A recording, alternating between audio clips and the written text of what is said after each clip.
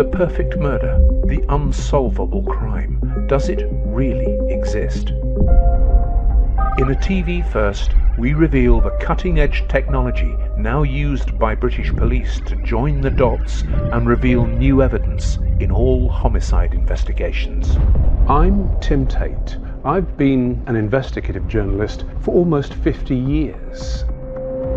I'm Sam Robbins and I'm a criminal intelligence analyst. For over 20 years, I've worked alongside detectives on major murder investigations. Together in this new series, we are going to discover the fatal mistakes which prevented the perfect murder from ever being committed.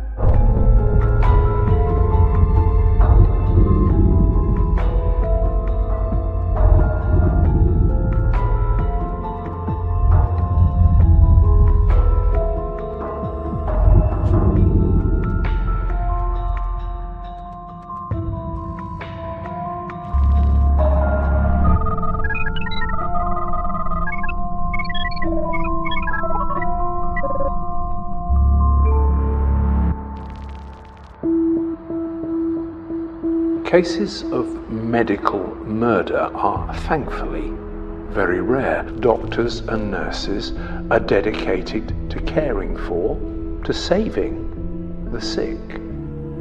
And that's what makes the appalling crimes committed by state-enrolled nurse Beverly Allitt so shocking. On the 30th of April of 1991, there was some confusion at the hospital following the deaths and collapses of a number of children there, and some of it may well have been criminal. We had 4 deaths in 13 children and 23 attacks, and there's no doubt about it at all, they were all down to Beverly. Nobody had got a bad word to say about Beverly Allitt initially. They all thought she would potentially be a good nurse. She was kind, caring, chatty, friendly. One of the parents actually asked Beverly Allitt to be a godparent for their children. You do not expect the caring professions to harm children or harm patients. Bev Allitt is that little minority group that have taken advantage of the situation they're in for their own advantage. At some stage in Beverly Allitt's mind, she thought that she had committed the perfect murder. Beverly Allitt, killer nurse. What my trade, journalists, always refer to these cases as killer angels.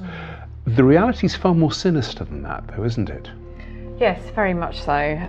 Anyone looking to murder within that environment is a serial killer and will carry on until they are stopped. So spotting a pattern early is absolutely critical when intervening in these cases. Because when you look at this, it's a relatively short period of time, 59 days in which she killed 4 children, attempted to kill 3 more, and badly injured a further 6. That's an extraordinary short time period. It's a prolific series of offending. I was so shocked to realise it was 59 days and she'd managed to inflict that much damage and death in that time. Let's start at the beginning. What do we know about Allitt's childhood and her behaviour during it? She'd had a lot of illnesses as a child, and there were incidents where you could describe her as attention seeker. There was instances at school where she fell off the bike or she fell off a wall, and she was the one who always craved attention, always wanted a plaster on her knee. When she went to hospital with an infection, she had taken boiling water into her mouth so that the temperature was exceeded. She used to catheterise herself and cause all sorts of problems. She was constantly needing attention, which saw her hospitalised at one point and had her appendix taken out. Not because she had appendicitis, her appendix were perfectly healthy, but such was her ability to manipulate and act and feign being sick that the doctors took her appendix out and there was actually nothing wrong with them. So that's how adept she was at that age, at a very young age, in order to manipulate adults and within a medical setting. And she's doing this why? Essentially to bring attention onto herself. We now sort of would call this factitious disorder, otherwise known as Munchausen syndrome, where she would create various situations where she would have to see doctors and medical professionals to get help for various different types of illnesses and injuries. It's certainly the attention that she craved which led her to later crimes. So as a child and a teenager, she's suffering from Munchausen's. Yes. She gets a nursing qualification. She does. But even during that, she displays behaviour which should have raised a red flag. Really disturbing stuff that should have made the people that were supervising her or running the course think maybe something is not well mentally here. During the course of training at Grantham Hospital, there had been numerous bizarre incidents, feces put in a fridge, curtains set on fire, that type of thing within the nursing home. And whilst the hospital authorities couldn't say that Beverly Allitt was responsible, there were suggestions that she was always present when these events took place. Beverly Allitt should never been in nursing in the first place. She was woefully underqualified. It's an environment that she should never have entered, and most certainly never been left unsupervised, because she wasn't qualified to be a paediatric nurse. But the issue at the time was that the hospital was chronically short-staffed, and Allitt was parachuted in as an emergency contract help. For an individual who has these quite sadistic or manipulative characteristics, and they find themselves working in these environments, they will often come across situations of life and death almost on a daily basis, and we can see how fragile something is. If somebody didn't intervene at a certain point, then somebody may have died. And they will start to see if they actually did a certain act or withheld a certain medication, that they would have an influence over those people. And sometimes those kind of lines blur themselves between life and death, caring and harm, and sometimes it becomes almost a bit of a game in some respects for people to hold that power over whether they live or die. So within 2 days she's left alone at night, which is shocking enough, but that does give you an indication as to how critical those staffing levels were. And that first case, February 1991, yeah. She displays such manipulative behaviour that she persuades the child's parents to go home and get some rest, yes, and to leave Liam Taylor in her care. Yes.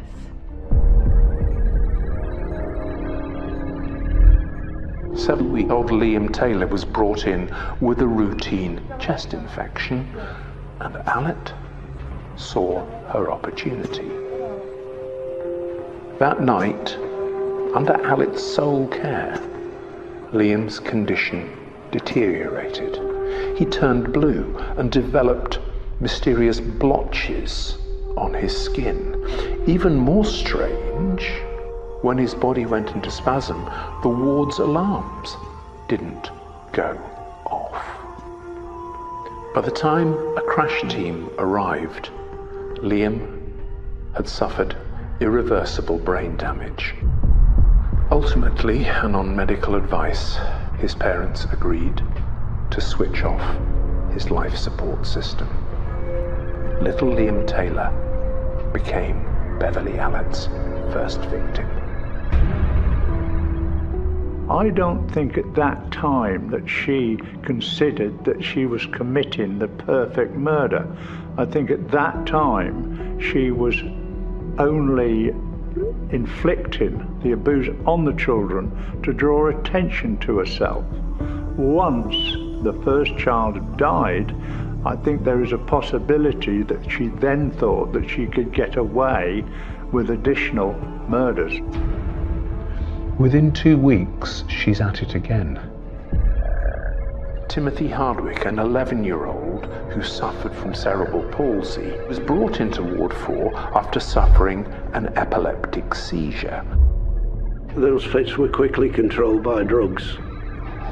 Beverly Allett was seen at his bedside, and she called the doctor because the boy was coughing. The doctors found that there was absolutely nothing wrong with this boy, that the treatment was working, but within 2 or 3 minutes this boy had stopped breathing. The resus team were called, but unfortunately they couldn't save him. He died at the hospital.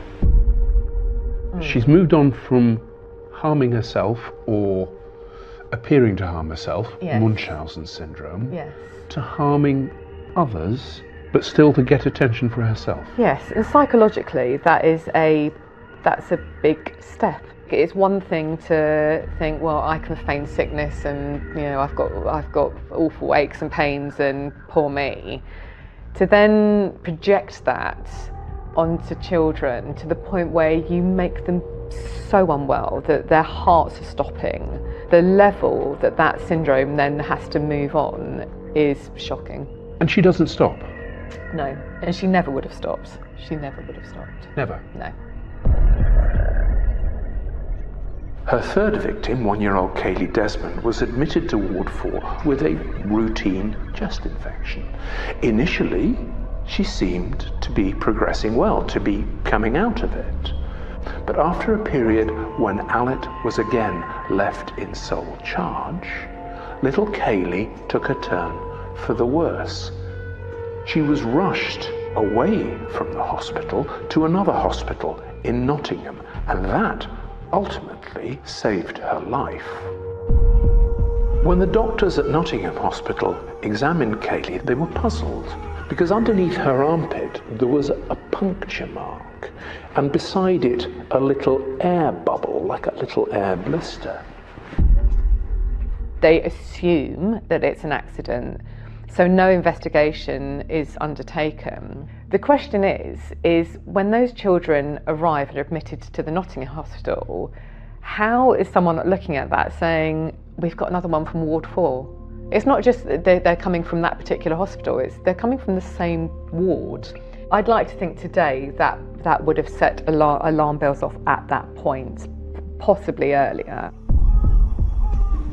There is little doubt that Beverly Allett abused her position as a nurse. She used the opportunity to draw attention to herself, to make herself look very special, and to make herself look very competent. And that is why she did these things.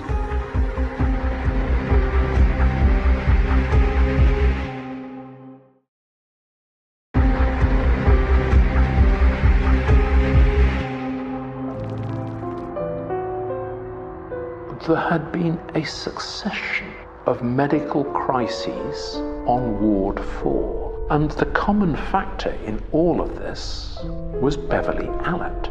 It should have raised enormous red flags.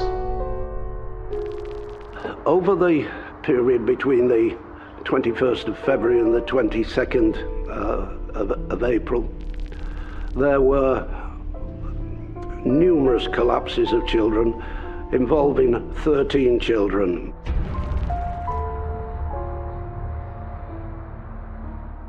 The next tipping point, if you want, Yes. is a week after the third attack, Yes. when a 5-month-old boy comes in, Paul Crampton, with a bronchial infection.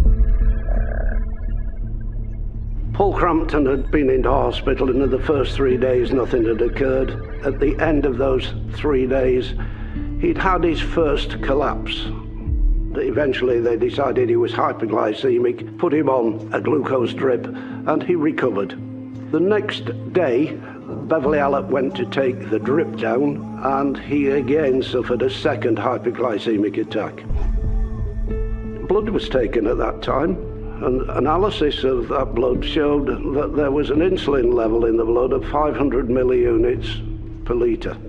Now that is extortionately high when you consider that any child should have somewhere in between 10 and 15 milliunits per litre of insulin in the blood. Once again, the child was treated with glucose and recovered, and there followed another 3 days where nothing occurred with this child, so much so that on the 4th day he was expected to go home. On that day, father arrived at the hospital and found his child blue in a collapsed state. He was resuscitated and was taken to the Queen's Medical Centre at Nottingham. The sheer scale of Alet's attacks is huge. If we went through each of the cases that you've identified and laid out, we'd be here next week. Yes. But the case of the Phillips twins in April 1991 sticks out.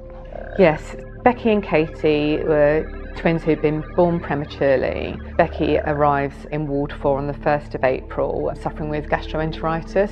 She goes into Alet's care, and by the 3rd of April, she's found unresponsive. Her sugar levels are too low, and she's cold to the touch. Very, very sadly, Becky dies.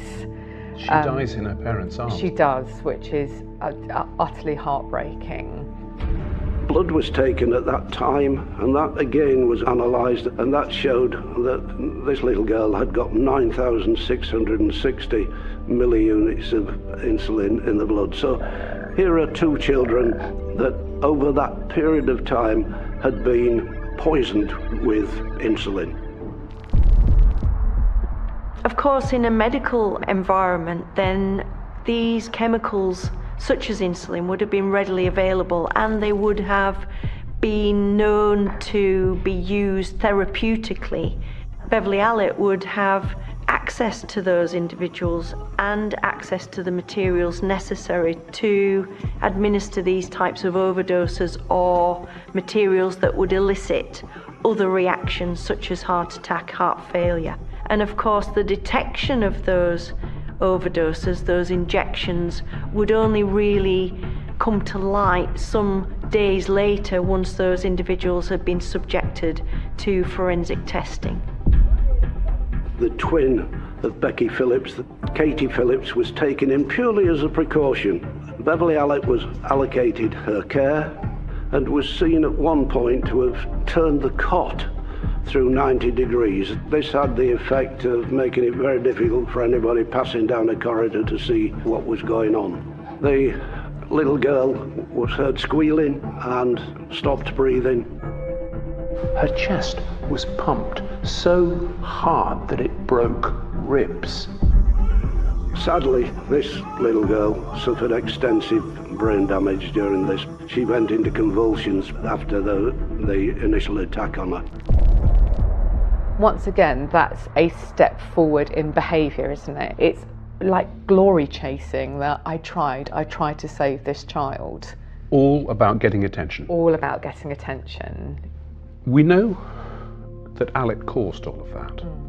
By this point, obviously, the parents of the Phillips twins have spent a lot of time in hospital and have been so used to dealing with Beverly, who's been on the scene of both of their daughters' extreme medical emergencies.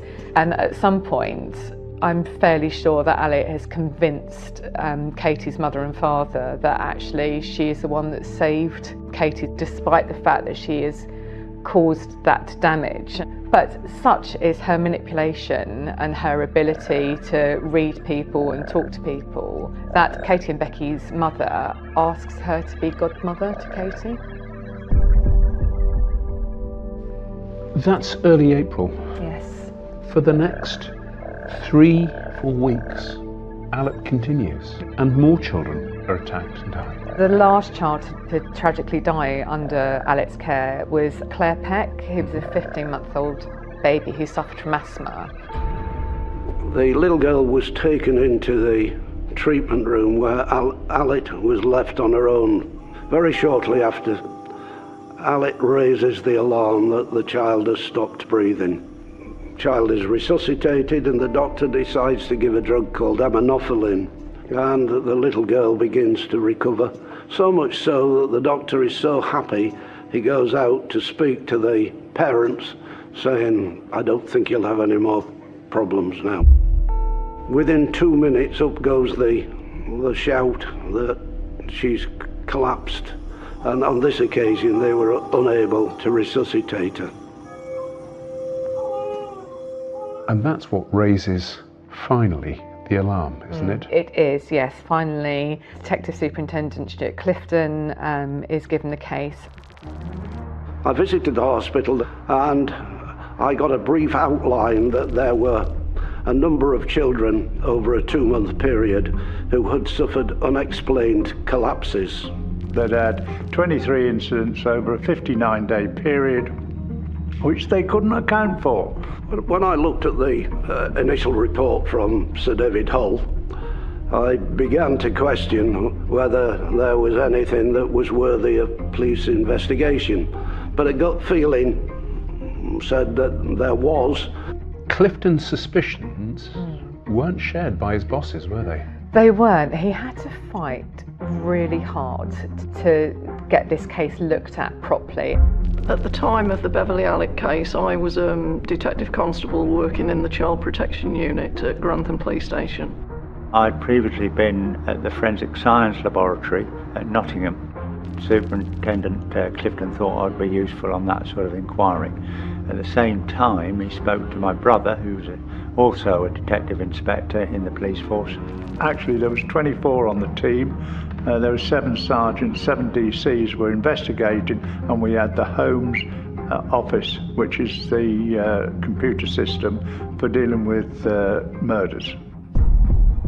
The inquiry started in May of 1991, and I first came into contact with Beverley Alec on the 7th of May. And at that stage, she was part of the inquiry, as was every other nurse and doctor on the ward. It was merely a fact-finding mission. I decided that I would concentrate the inquiry teams on one little boy, a boy called Paul Crampton. Blood was taken on this occasion. I tasked one of my detective inspectors with finding a sample of that blood, and he eventually found one at another hospital at Boston in Lincolnshire. And it was found to contain not 500 milliunits per litre, but 43,167 milliunits per litre of insulin in the blood. Forensic science is such an enormous subject that all of the things that we mentioned, such as toxicology, pathology, continuity of evidence, psychology, psychiatry, they all fall under the umbrella of forensic science. And so in this case, we're able to stitch together a narrative which closed the net around Beverley Alec. When we went to the hospital initially, they couldn't identify the fact that insulin had been injected into the child rather than be produced naturally.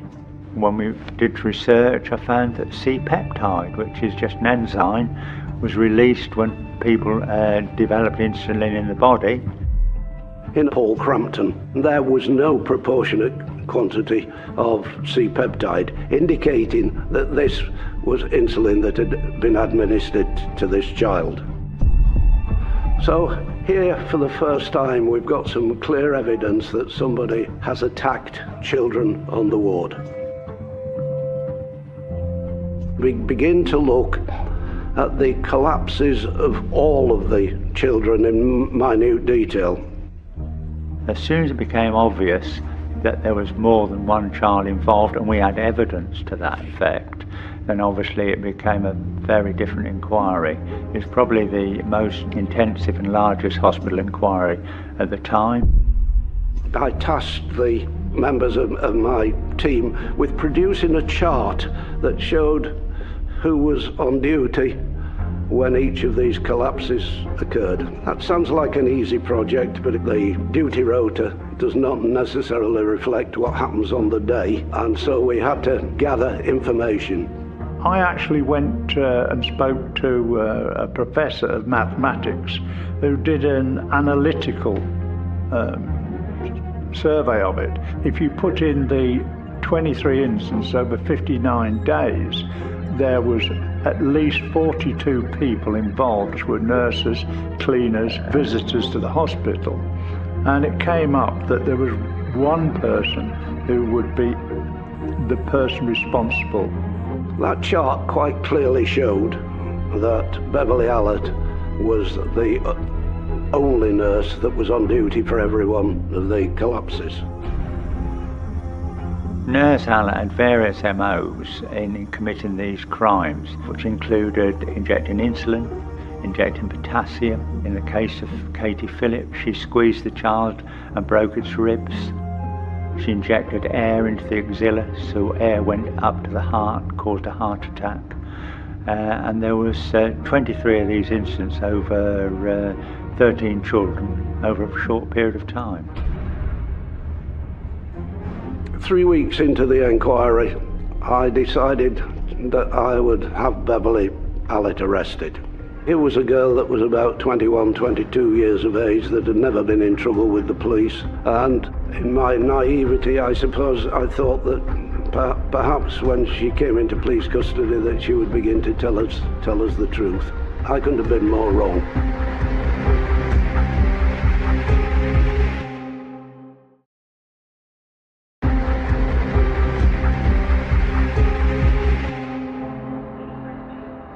Arrested Beverly Allett at her home, and she was brought to the police station for interview. I went with other officers to her house where she was initially arrested on suspicion of theft of a key, and that key was on a key ring that gave access to the insulin fridge. Having been arrested, my job was to accompany her to Grantham Police Station, with being female. She gave no signs whatsoever to me that she was guilty. She was quite normal to talk to. She didn't panic or anything like that. The house was searched. Amongst other things found was a ward allocations book. The ward allocation book became important because somebody had taken it, obviously Beverly Allett, from the ward, and it showed that Beverly Allett had been allocated the care of quite a number of the children that had collapsed and died. I interviewed her on the first evening after her arrest. The best way to describe her is she was like two different people. Outside of the formal interview, she was friendly, chatty, trying to make you a friend in some respect. But there was a distinct change when the button on the recording interview was switched on. At no time did she show any emotion. At no time did she expect to be charged with these offences. She thought at that stage she'd got away with it. If you were someone who cared and you went into a profession that was all about caring and saving people's lives, if you were presented with multiple deaths, you'd be absolutely bereft. You'd be, sobbing and... Wouldn't you want an explanation? If you were Beverly Allett, all these children had died or suffered catastrophic injuries while you were there, wouldn't you be saying, how did that happen? Is it the medicine? Is there something wrong with the medical equipment? Is there someone else on that ward that is a danger to children? I can just imagine you'd be so distressed if you were questions about that. And there were no signs of that at all. Nothing. In interview, nothing.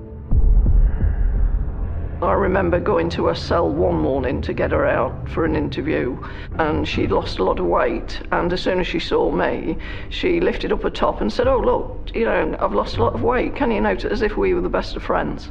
Then you would take her to an interview room, switch the tape on, and she gets this antsy attitude, I didn't do anything. When she was on bail, she went to live with another nurse.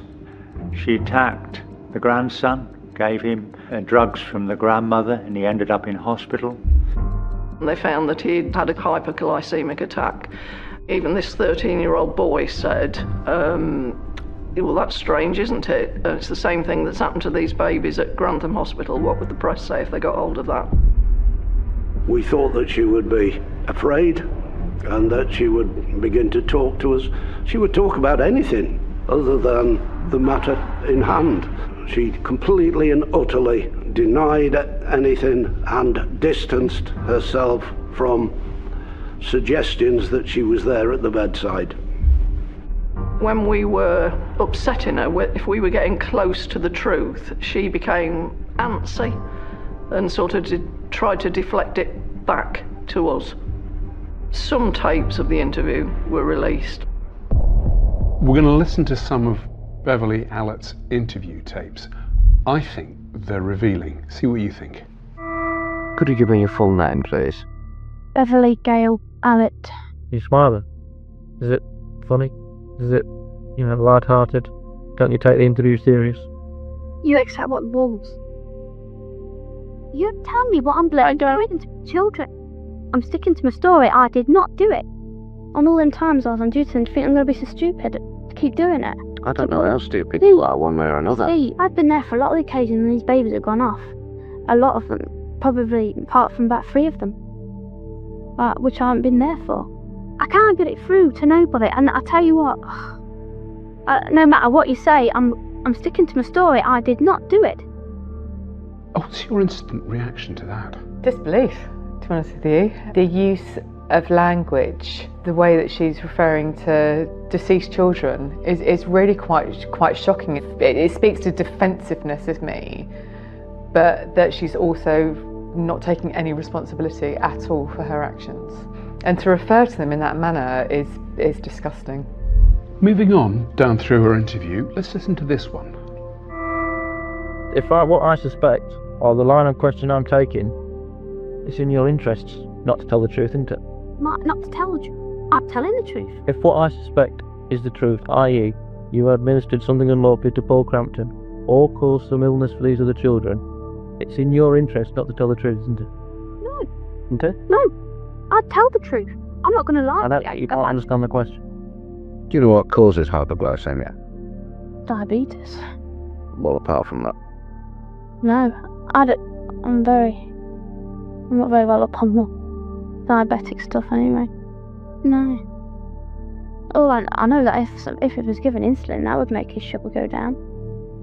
And you accept that you're in custody, amongst other things, for the suspected attempt murder. You accept that next, which is a very serious allegation. So if it takes you a long time to think about it, then fair enough. It doesn't matter how long you give me to think about it. I won't be able to tell you the exact time. I could go away for a year, come back and say, still no wiser. Sick and fed up of being in here. It's very contradictory, isn't it? And in that first clip, there's smiling and not taking it quite seriously. And there's I'm the nurse in this situation, and I've looked after plenty of children. And then all of a sudden, in the second clip, there's I'm just a nurse in this situation. Just. Yeah, so the removal of responsibility. She's flip-flopped between I'm the nurse I looked after and plenty of children lived, but also I'm the nurse, how would I know? And really, you'd expect a qualified nurse to know what causes sugar to rise and fall. You'd hope. Yes. Should we listen to the next clip? Yes. What's the motive? What's the motive for doing it? You are trying to establish yourself as a competent nurse. I'm not competent, far from it. No, I'm one of the bloody crackiest nurses out. What I'd rather tell you, I'd rather just say I've already done it, even if I didn't, just to get away. With all these facts we put to you, we've spoken to you individually about each of the children. Surely you've got something to say about those children. No reply. Do you perhaps you didn't intend to harm, or cause them serious injury, or indeed kill? The only person with the real answers is yourself, isn't it? No plan. One key word screams out of that interview to me: motive. She's asking the police what he thinks her motive might be. That's calculating. I very much hear somebody who has got total disdain for authority, and when she's challenged to bring her credentials to the table, she dilutes it down and takes the responsibility away. Total disdain for the fact that she's been caught out. And challenging them. And challenging them, yeah. You don't see that sort of response very often in interviews, so that people are willing to speak, but they're almost incriminating themselves in the manner with which they're doing so. Really interesting audio, and language and attitude speaks volumes to me. It's basically saying, you do your worst. Yeah, absolutely. How often do you get access to tapes like that? It's really unusual. Obviously, when you work on an inquiry and it's a live inquiry, you can choose to watch the tapes because you're part of that investigation team. But to be able to helicopter above and look at all the patterns of offending and to get the tapes and actually get to listen to the audio is really rare. I can't lie, it's been disturbing listening to her and her attitude towards a really, really serious and tragic situation.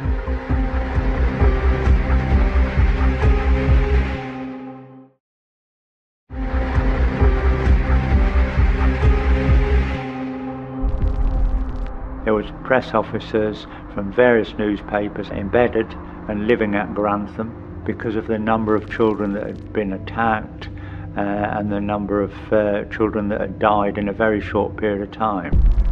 This obviously caused great concern to people who were visiting Grantham Hospital, and I'm sure there was people who would not attend Grantham Hospital purely as a result of this case.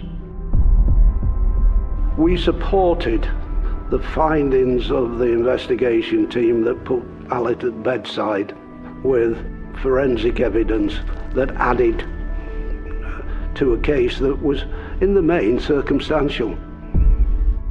And as a result, we had sufficient evidence to charge her. Alec's trial at Nottingham Crown Court in 1993 captivated Britain. It horrified people up and down the country. It was the sort of trial where the parents of the collapsed and dead children were present, so there were obviously tears when the evidence was heard by these people. On the day that I accompanied her to court, we were in the van together, and she was looking out like this at the crowds that had gathered outside the courthouse. It was obvious that she was really enjoying the fact that there were so many people there, even though they were all sort of threatening her and shouting at her and raising fists. She, it's fair to say, was not alarmed. She was more excited about it. She wasn't committed to the trial. One period of time she decided not to attend, and I think the judge allowed her not to attend. She was a known manipulator, and she would spend time in the prison hospital wing rather than turning up to court. Despite all the theatrics, despite all her protestations of innocence, in the end, Alec was convicted. When the jury returned with their verdicts, I think it's fair to say that there wasn't a dry eye in the house, and that included the police officers. So she's convicted of the 13 offences for murder, 9 grievous bodily harm with intent, and I think it's fair to say that there was absolutely no reaction from her at all on conviction. Justice was achieved for these families and for the relatives. She received 13 life sentences, and in my mind she should never be released, ever.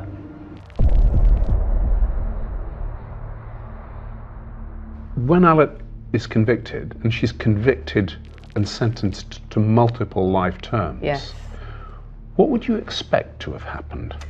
I would have expected her to go to prison and to have stayed there for the rest of her life. But as the manipulation continues, Beverly Alec did go to prison for a short amount of time, and then she was transferred to a secure hospital. When you say a secure hospital, people think Broadmoor, but there's Rampton as well, and yes, that's where she went. Yes. Conditions? Much more pleasant than prison. A lot more liberty in terms of your movement and the treatment that you get. And also you have doctors and mental health workers looking after you. She's getting exactly what she wanted. Yes, yes. She's getting attention. Yeah. I'm sure that was manipulation on her part, and I don't think that that's justice for the parents. About 3 or 4 months later, I went to see her at Rampton Hospital where she was currently held. On this visit, I asked her if she would like to tell me what she'd done. At that particular time, she admitted 9 of the 13 offences. She offered no explanation and refused to offer any explanation about why she'd done it. She subsequently, through her solicitor, wrote to the Home Office and admitted the other 4. So she'd admitted, in the end, she admitted responsibility for all 13 cases that she was convicted of. I would think by the time she comes out of prison, she will be way past committing any other offences because of her age, and she won't have the opportunity. And I'm satisfied that Beverly Allitt committed these offences because she was given the opportunity. Had this case happened today, I think intervention would have come a lot earlier for multiple reasons. I think that metrics at hospitals are better understood and looked at on a regular basis. You've got teams looking at data to ensure things like this don't happen, and looking at how many deaths there are and statistics, which I think would have played very heavily into it should this have happened now. If there are any failings identified in any profession, certainly in forensic science, then we have to learn from those lessons. And I have no doubt that the medical profession have studied exhaustively this case and perhaps others to try and ensure that safeguards are in place. I've dealt with a lot of murder inquiries over the years, and I think this probably tops them in the sense that it's a serial killer within a hospital environment. You don't expect nursing staff to be killing people that they're employed to protect. I had 33 years of police service. It's the one inquiry that sticks with me the most. It was hard work dealing with the parents, particularly the parents that had lost the children, because obviously there's a sensitive side to that as well, but we had to get all the information and that from them. It was touching. In her own mind, did she think she would get away with perfect murders? I would suggest yes, because she had everything that she needed in order to commit the perfect murders. The victims were brought to her. She had a plausible reason as to why they would have died in each case. And so yes, absolutely. She certainly felt that she had hidden the facts from the authorities. She made a comment to one of the nurses: they will never be able to prove anything because they cannot find the syringes. And I think in her own mind she thought she couldn't be caught. It's very, very difficult, I believe, for anybody to commit a perfect murder. I think that if police look at things in minute detail, as we did in the Allitt case, then there will always be something that jumps out and identifies.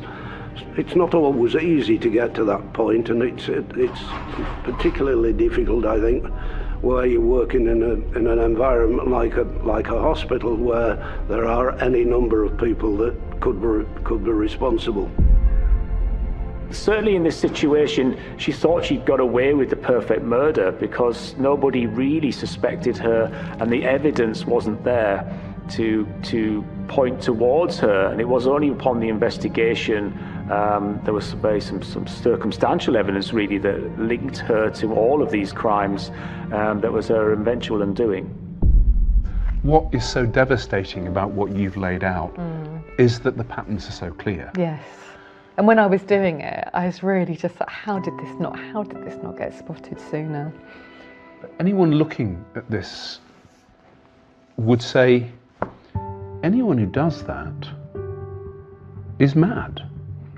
Yes, you'd think so, wouldn't you? You would most certainly think so. But she's not legally mad, is she? She is not, no. And the old phrase, bad, not mad, could be used for Beverly Allitt, because legally she is not. I mean, clearly there are mental health issues there. How could you possibly act in this manner and not have some form of mental health issues? However, legally she's sane. Yes. I don't think she was born evil, but maybe something happened to her in her life, maybe it didn't. There was no evidence of that, but then there was no evidence of her actually committing any of these crimes. It was all circumstantial evidence that we had to put together, which made it obviously difficult and a complex inquiry. But she was a very, very strange woman. In the end, it was her own behaviour, her own aberrant behaviour, which are clear symptoms of Munchausen's and Munchausen's by proxy. It was that, rather than anything else, which attracted the suspicion, which led to the police investigation, which caused her to be charged and ultimately convicted. That, in the end, was the difference between perfect murders and almost perfect ones.